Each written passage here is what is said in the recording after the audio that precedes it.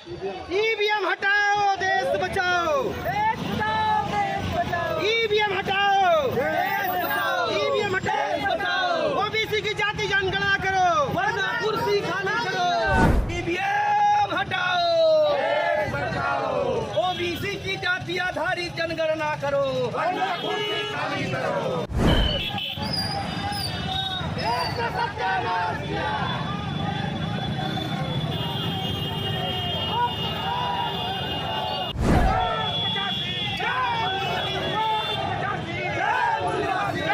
जनगणना करो, वरना कुर्सी खाली करो।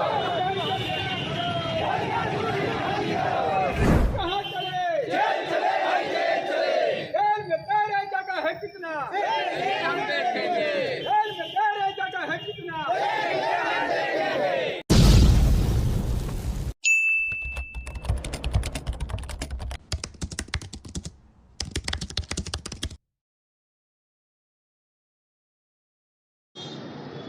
नमस्कार, जोहार, जय मूलवासी। मैं हूं विनोद कुमार देव। आप देख रहे हैं voice Republica, the voice of real representation. साथियों, इस समय हम आजमगढ़ में हैं और मेरे पीछे आप देख सकते हैं कि एक संगठन के लोग हैं जो ईवीएम हटाओ, देश बचाओ और ईवीएम ने क्या किया, देश का सत्यानाश किया, इस तरीके से तमाम बोधगया महाभियान मुक्त करो, इस तरीके से आंदोलन नारे लगा रहे हैं। ओबीसी की जाति आधारित जनगणना करो, इस तरीके के नारे लगा रहे हैं। तो आइए देखते हैं कि क्या कुछ मामला है और क्या इन लोगों की डिमांड है।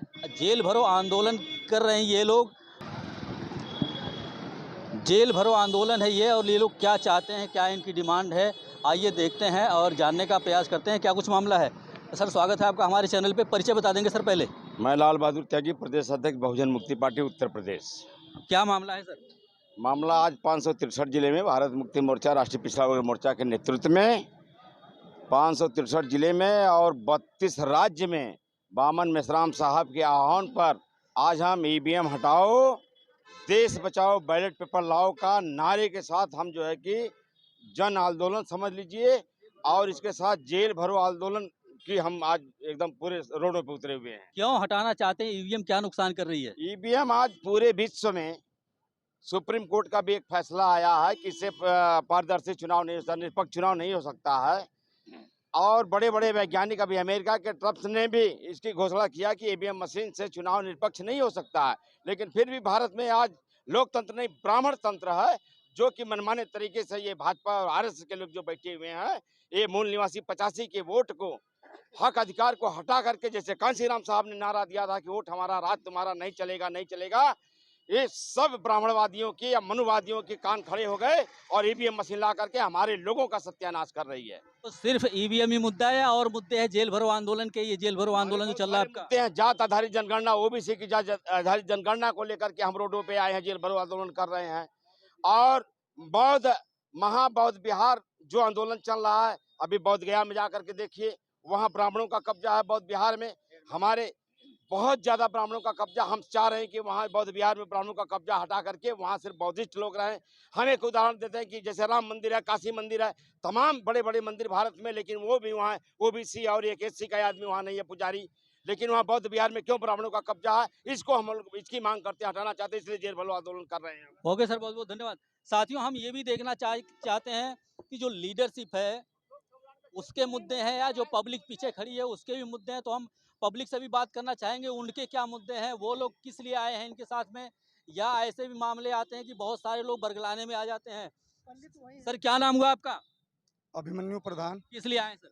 हम जेल भरो आंदोलन सर। क्यों जेल भरो आंदोलन क्यों कर रहे हैं? जेल भरो आंदोलन, इस देश में भारतीय संविधान तो लागू है, लोकतंत्र है, लेकिन लोकतंत्र की हत्या ईवीएम के माध्यम से जो वोट आम लोगों का है उसको चोरी करके डाइवर्ट कर दिया गया है। इसलिए हमारा जो ओरिजिनल प्रतिनिधित्व है, जो नेतृत्व करता है, वो सदन में नहीं जा पा रहा है। इसलिए यहाँ के मूल निवासियों के खिलाफ बहुत सारे जो इनके पक्ष में, जो इनके हित के लिए अधिकार और कानून है, उसका जो है दुर्विनीकरण करके उसको जो है उसको नुकसान पहुँचाया जा रहा है।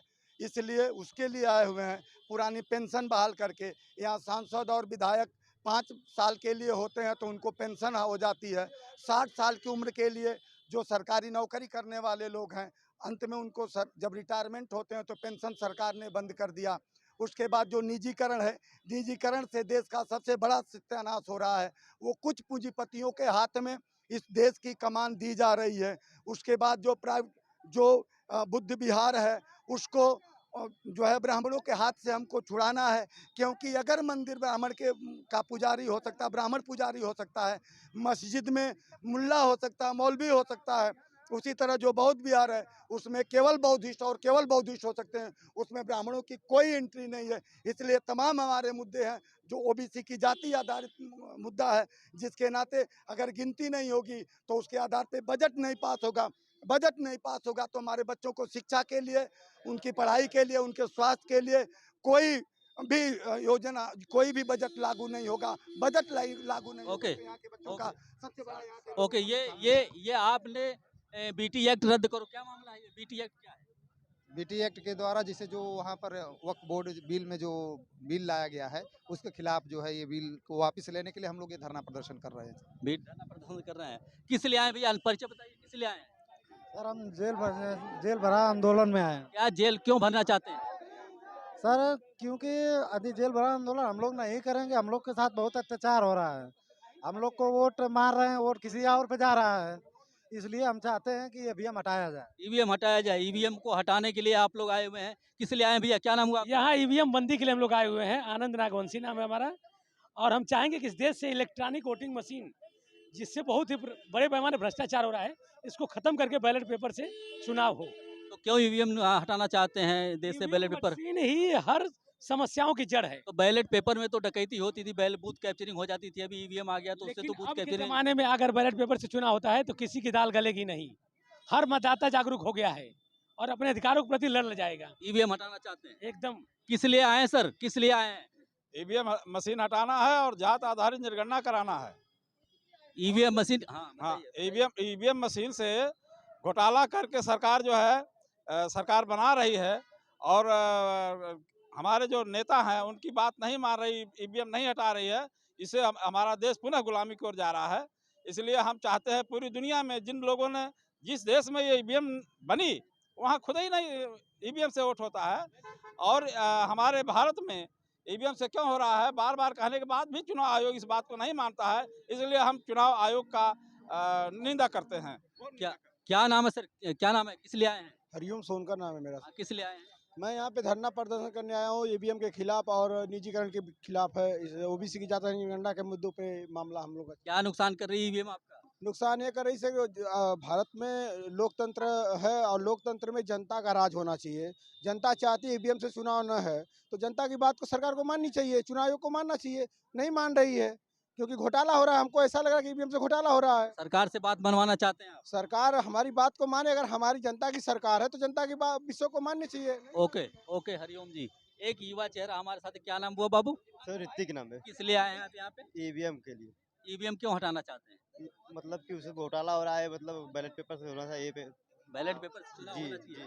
बैलेट पेपर से चुनाव होना चाहिए। और आपने देखा कि सारे के सारे लोग यही बोल रहे हैं कि ये जो जेल भरो आंदोलन है ईवीएम को लेकर के, और बहुत सारी चीज़ें इन्होंने बताई। तो बने रहिए हमारे साथ, मिलते हैं अगली वीडियो में। तब तक के लिए नमस्कार, जोहार, जय मूलवासी।